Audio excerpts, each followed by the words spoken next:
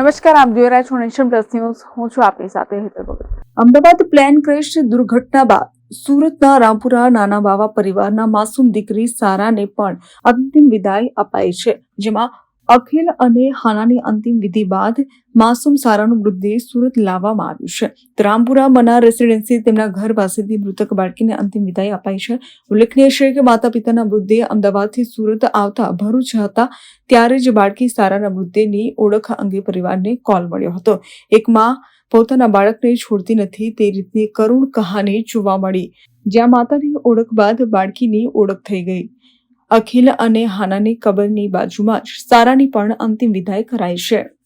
Bureau report, Nation Plus news, Surat. સમાચારોના સતત update મેળવવા માટે અમારી નેશન પ્લસ ન્યૂઝની યુટ્યુબ ચેનલને સબસ્ક્રાઇબ કરો, બેલ આઇકન દબાવો અને જોડાયેલા રહો ફેસબુક, ઇન્સ્ટાગ્રામ અને ટ્વિટર પર.